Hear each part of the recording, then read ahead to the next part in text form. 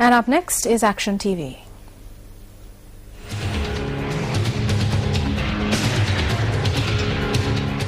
It has been 14 days since the release of water to the paddy fields that come under the Mahaweli B zone. However, several paddy fields in the area have been allowed to go barren.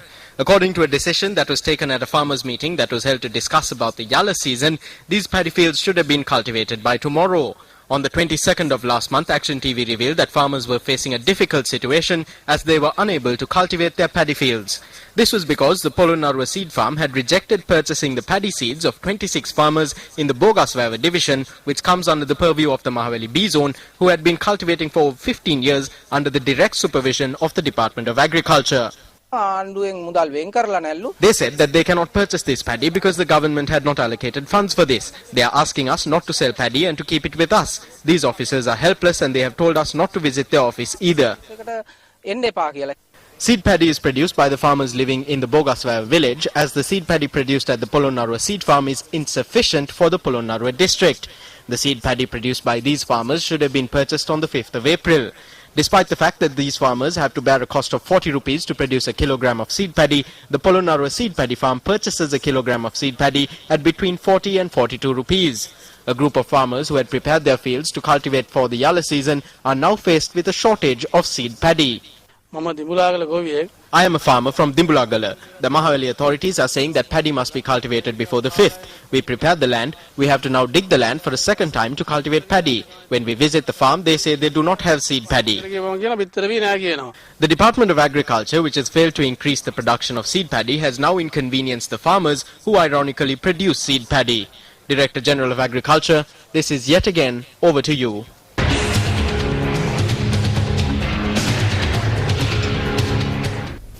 Now, the Sirasa Vesak Kalapaya that is being held in the environs of the MTV-MBC head office on Braybrook Place, Colombo 2 will commence tomorrow. Vesak Full Moon Poya Day marks the birth, enlightenment and parinibbana of Lord Buddha.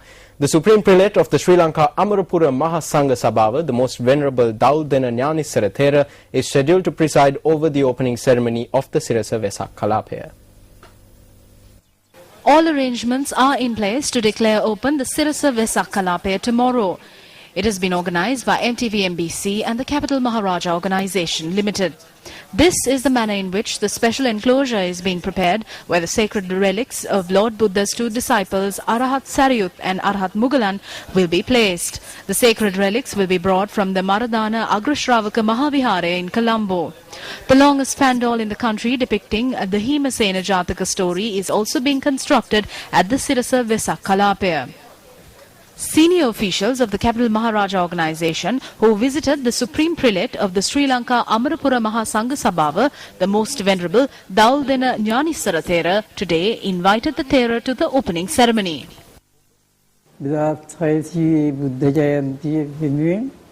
I am very pleased that I got an opportunity to invoke blessings on the Vesak Kalapaya that is being organized in line with the 2600th Buddha Jayanti. I would like to invoke the blessings of the Triple Gem on everyone for inviting me to this event.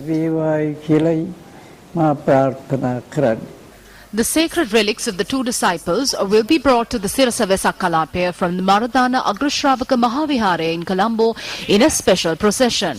Tomorrow we are going to take these relics for the second time. It's a very rare case for the general public to have this, to see these relics.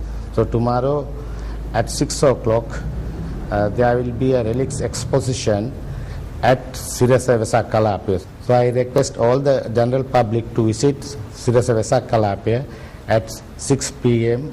tomorrow. Now, several measures have been taken to ensure the convenience of those of you who will be joining us from tomorrow onwards. The National Transport Commission has joined hands with MTV-MBC to provide transport facilities to the devotees arriving at the Sirasa Vesak Kalapaya from across the country. A Vesak Lantern competition, a puppet show, dansalas and Vesak Bhakti Gi will also be sung at the venue on the 5th, 6th and 7th with the participation of popular singers in the country. Meanwhile, an art competition on the theme Vesak will be held from 9 a.m. to 2 p.m. on the 6th and 7th for children below 15 years of age. A certificate will be presented to each child that takes part in the competition. For those of you worried about the weather, News First contacted the Met Department about tomorrow's weather situation in Colombo. I accept except for a few showers along the western and northwestern coastal areas early in the morning, and weather will be mainly fair. Now you can visit our award-winning website www.newsfirst.lk for live streaming of the Sirasa Vesak Kalapaya from 6 a.m. tomorrow. Once again, that website is www.newsfirst.lk. The entire Sirasa Vesak Kalapaya will be streamed live on our website.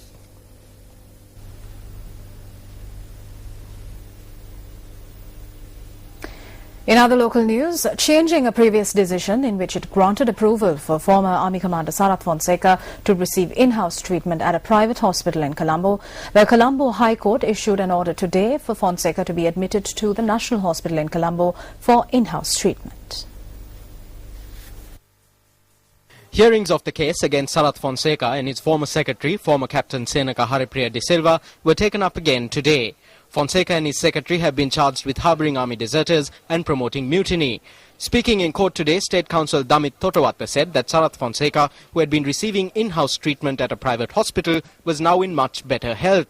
He appealed to the court to reverse its previous decision to admit Fonseca to a private hospital, as the necessary security could not be provided at this hospital. Accordingly, the presiding judge ordered that the former Army Commander Sarath Fonseca be admitted to the National Hospital in Colombo. Further hearings were postponed to the 14th of May. Now, on a related note, United National Party parliamentarian Palitha Thevarapperuma says that although he visited the private hospital in Colombo to inquire into the well-being of former Army Commander Sarath Fonseca today as well, he was once again denied the opportunity to meet Fonseca. The parliamentarian said he had filed a complaint with the Slave Island Police on the matter. Prison officials intervened and said that I could not enter. I asked them why not, and they said that my name was not on the list. So I said, in that case, if you have a complaints log, then give it to me so that I can note down my complaint.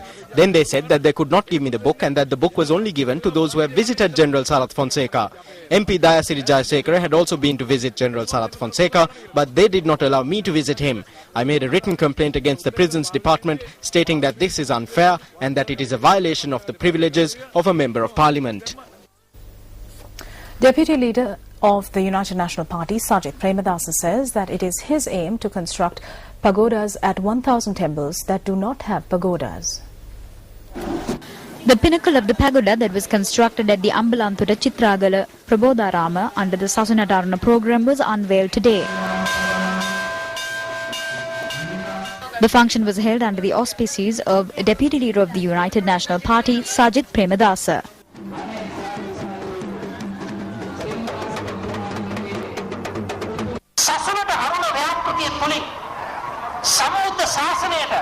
A thought crossed my mind on this occasion when this pagoda that was constructed under the Sasunatarana program is being offered to the Sambuddha Sasana. I would like to inform you on this occasion that I will commit myself and provide leadership to construct pagodas at 1,000 temples that do not have pagodas. Meanwhile, a dry rations Dansala was held in Kiribathgoda today to mark Vesak. The Dansala commenced under the auspices of the Minister of Public Coordination and Public Affairs, Mervyn Silva.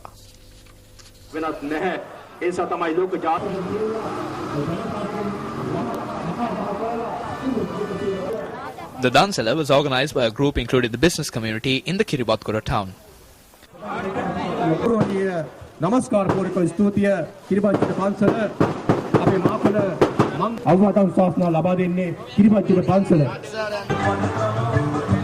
ආගමික පැවැත්ම සංස්කෘතිය පැවැත්ම මනුෂ්‍යත්වයේ පැවැත්ම.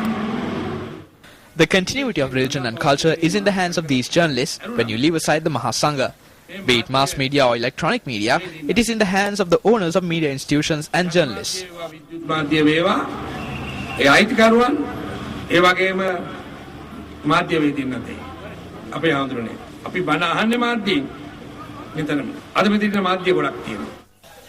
There are several media institutions here today. I must state that the Sirasa organization specially is rendering a great service to the Dhamma. Until dawn, I too listen to Pirith on Sirasa. These are the media institutions which take people onto the right path.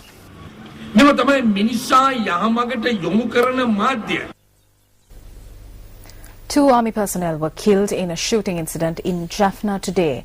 Military spokesperson Brigadier Ruwan Manik Surya said that a soldier had shot dead another soldier and then committed suicide.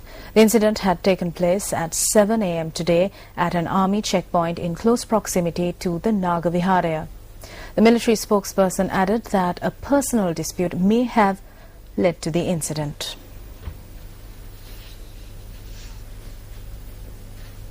Let's now take a look at the newspaper cartoon of the day, which we selected from amongst today's English newspapers.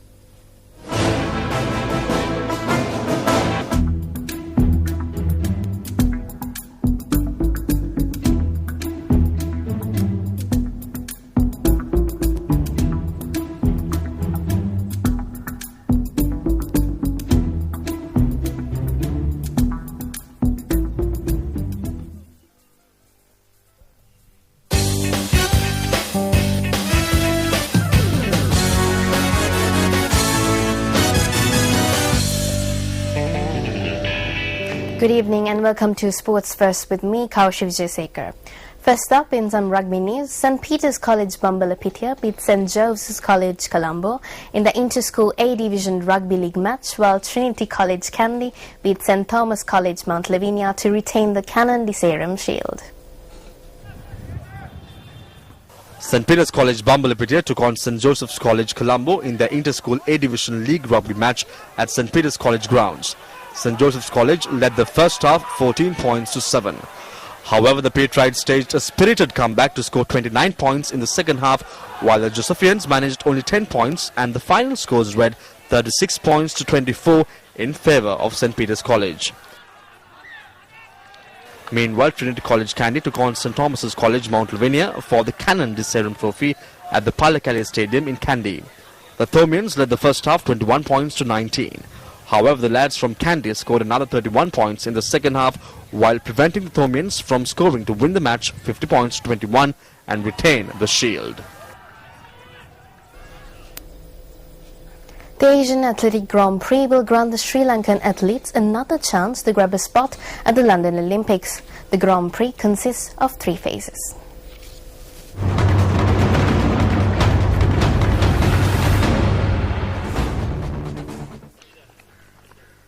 6 Sri Lankan athletes, including the 400-meter gold medalist at the 2007 Asian Athletics Meet Prasanna Sampath Amarasekara, will compete at the Asian Athletics Grand Prix in Thailand. Prasanna Sampath has clocked a time of 45.49 seconds in 400 meters as his best timing. He also has clocked a time of 46.66 seconds as his best this season and will have to complete the 400 meters in a time of less than 45.90 seconds to qualify for the Olympics.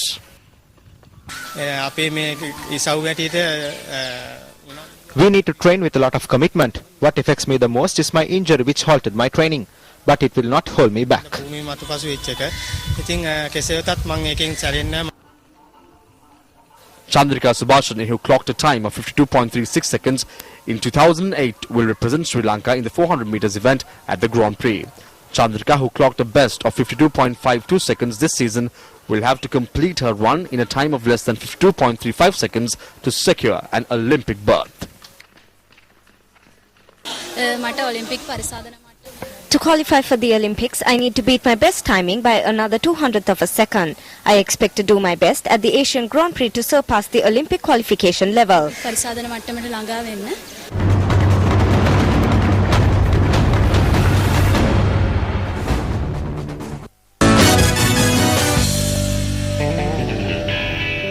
And on that note, we wrap up this edition of Primetime News. It's been an absolute pleasure having you with us. Of course, if you want to read up on any of the stories that we had tonight, you can log on to our website. That's www.newsfirst.lk. Wishing you a very pleasant Friday evening. I'm Nadim Majid. And I'm Sonali Manikabadage. Good night.